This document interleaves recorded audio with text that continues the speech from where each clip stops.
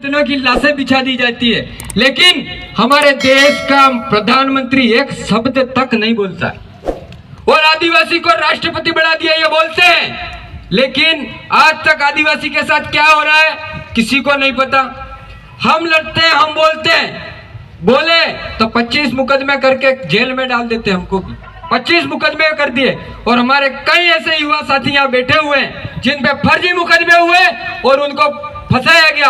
अगर सरकार ये मुकदमे भी नहीं लेती है, काकरी डुगरी वाले इसके लिए भी बड़ा मेला लगाने के लिए तैयार है, क्योंकि हर समय आदिवासी की आवाज को पुलिस प्रशासन कहेगा भड़काऊ भाषण दे रहा था।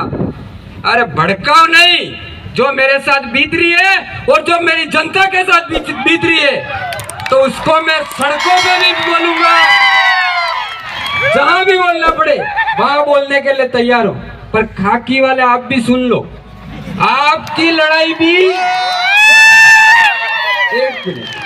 आपकी लड़ाई भी मैं ही लड़ूंगा, आपके बेटों की लड़ाई भी हम ही लड़ेंगे, दूसरा कोई लड़ने वाला नहीं है आपके लिए।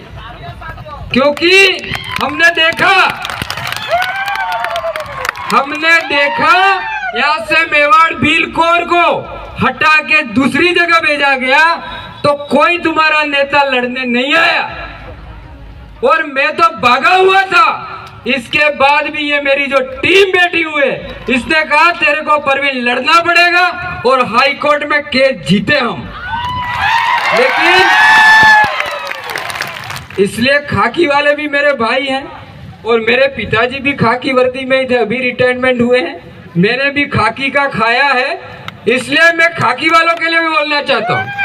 तुम्हारी भी एक मांग मैं कर रहा हूं। आज 9 अगस्त विश्व आदिवासी दिवस के दिन पुलिस प्रशासन को भी साप्ताहिक अवकाश मिलना चाहिए। मिलना चाहिए कि मिलना चाहिए? मिलना चाहिए। लेकिन इन्होंने दूसरों की बजाई वो इनको कभी नहीं पूछने वाले, लेकिन हमको भगाते हो तो भी पक्ष करेंगे आपका, क्योंकि हमारे भाई भी ज्यादा से ज्यादा हमको पुलिस में भर्ती कर दें। इसलिए साथियों, मेरे अभी वो बता रहे थे भाई विमल गुटके में अपना शरीर नहीं खोना है, तो इसलिए अपना शरीर मजबूत रखना।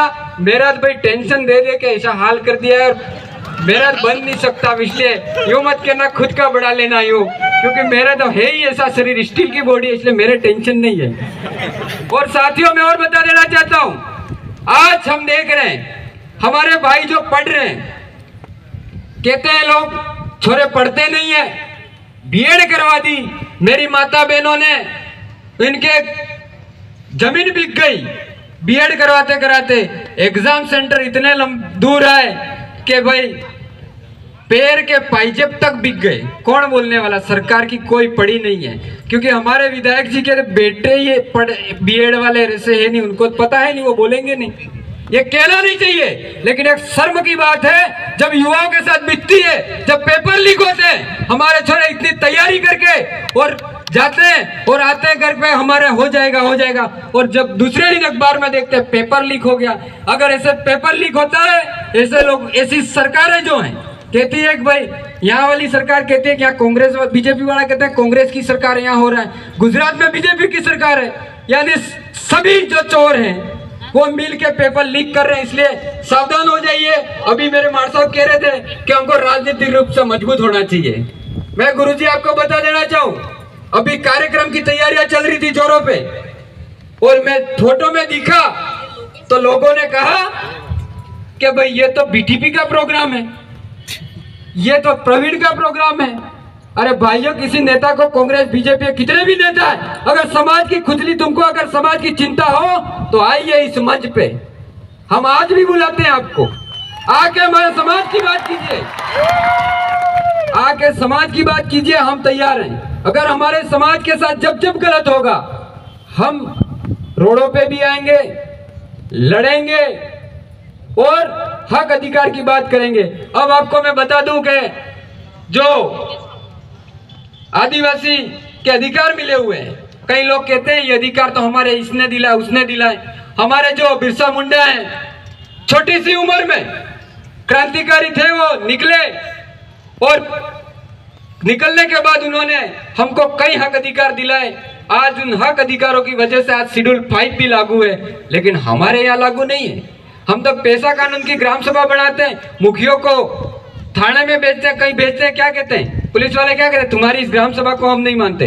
क्यों कहते हैं? क्योंकि हमारा यहाँ का विधायक या कोई भी हो, MP हो, दोनों पैरालाइज हैं। क्योंकि वो कह नहीं सकते हैं क्या ग्राम सभा का जो पावर है, ग्राम सभा का जो पावर है वो आर्टिकल 244(13)(3) में दिया गया है। लेकिन हमारे यहाँ जितने भी अधिकारी लगाए हैं या जो कुछ भी लगाए हैं सब बाहर के लगाए, उनको नॉलेज ही नहीं है शेड्यूल 5 क्या होती है।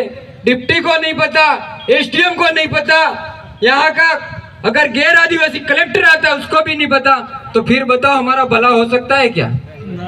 हमारा भला नहीं हो सकता। इसलिए हम अदर स्टेट की मांग करते हैं और हमारा संविधान आज खतरे में है। अगर आप संविधान को नहीं बचा पाए, 2024 में ये मनुवादी ताकतें आपके संविधान को भी खत्म कर देगी। इसलिए सबको तन मन धन से एक होकर हमारे समाज के लिए एक हो जाना है और बच्चों को ज्यादा से ज्यादा पढ़ाना है और बच्चे शिक्षित हो। और जो साथी नशा भी करते हैं उनसे भी मेरा निवेदन है, थोड़ा कम कर देना, दारू वारू नहीं पीने की। और दूसरा, माँ बाप का कहना मानना है, नहीं तो ये गाड़ियां लेके अभी लोग कह रहे थे कि भाई जा रहे हैं वार करते हुए, तो ये गाड़ियां भी अपन को सही चलानी है, घर पे व्यवस्थित जाना है, वक्ता कहीं है। इसलिए मैं अपना उद्बोधन यही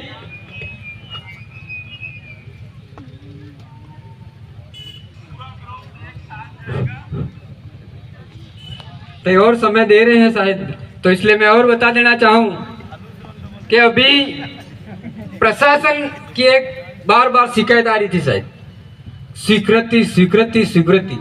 मुझे ये बताओ, होली की स्वीकृति लेना आप में से कितने जने गए थे?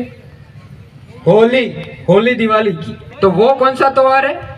वो भी थे ना, क्योंकि वो मनुवादियों का है, इसलिए उसकी परमिशन नहीं होगी। आदिवासी कुछ करेगा तो उसको परमिशन लेनी पड़ेगी। तो इस देश का मालिक अगर परमिशन मांगेगा तो फिर क्या होगा?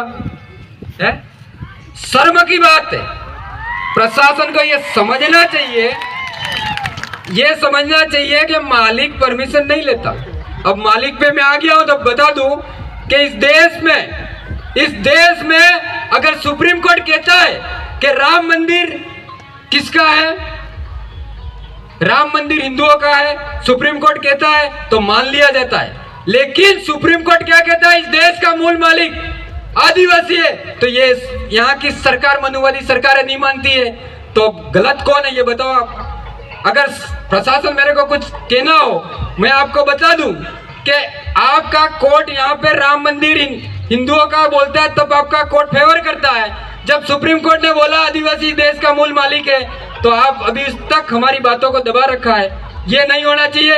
आज स्वीकृति के लिए अगली बार जो हमारा प्रोग्राम होगा, 4 महीने बाकी है, ज्यादा नहीं है, हमारा ठीक रहा तो परमिशन की जो बातें हैं, यहाँ का राजा ही, मैंने पहले ही बोला था आपको, यहाँ का राजा ही साला पैरालाइज हो तो प्रजा को तो फिर कहीं भी जाना तो पूछना तो पड़ेगा। इसलिए राजा को मजबूत चुनने के लिए तैयार हो जाओ, बाकी यूं ही लाठियां हो। मैं चुनाव प्रचार की बात नहीं कर रहा हूं। अगर कोई मजबूत आदमी हो, मैं दुबला पतला हूं लेकिन भीड़ तो जाऊंगा, पर दुबला पतला आदमी मजबूत हो, आम राय करो, क्योंकि ये बात मार साहब ने अभी कही थी, इसलिए मैं कह रहा हूं। और कई बातें मैं इतने दिनों से देख रहा हूं, भाई कह रहे हैं इसको नेता बनना है, इसको नेता बनना है। अरे भाई मैं नेता के चक्कर में नहीं हूं भाई, इतने मैंने भी नौकरी ठुकरा दी। अगर हिम्मत हो किसी को, अपनी भी नौकरियां छोड़ के आ जाओ मैदान में, समाज सेवा करनी हो तो। मैं अभी यहाँ पे जो आया हूँ, मैं भी एक पार्टी का नेता हूँ, लेकिन मेरी पार्टी को मैं खूंटी पे रख के आया हूँ, समाज के बीच में आया हूँ, समाज की बात करूंगा, बाकी मैं पार्टी वार्टी की बात नहीं करूंगा। मेरा समाज होगा तो मैं भी होगा, और समाज जिंदा होगा तो आरक्षण भी होगा, नौकरी भी लगोगे। आज नौकरी लग गए और कहते हैं भाई चंदा लेने हमारे छोरे जाते हैं, कहते हैं यार हमारे पास तो बहुत चंदे वाले आते हैं। अरे भाई इसी सर्टिफिकेट से नौकरी लगे हो, अगर तुम समाज के लिए नहीं दे सकते हो क्या दे सकते हो। इसलिए मैं कभी कभी ये भी मूड हो जाता है, साला ऐसा होना चाहिए जो नौकरी है और उनके ऐसा लग रहा है दूसरी संस्कृति में चलेगा, आरक्षण खत्म हो जाना चाहिए। कोई बात नहीं, अभी डिलिस्टिंग कर रहे हैं। डिलिस्टिंग क्या बीमारी है पता है क्या? आज डिलिस्टिंग के कई लोग बताते हैं, डिलिस्टिंग यही है कि हमारे आदिवासियों को खत्म करने की साजिश है, और डिलिस्टिंग अगर लागू होता हमारे सभी आदिवासियों को खत्म कर दिया जाएगा।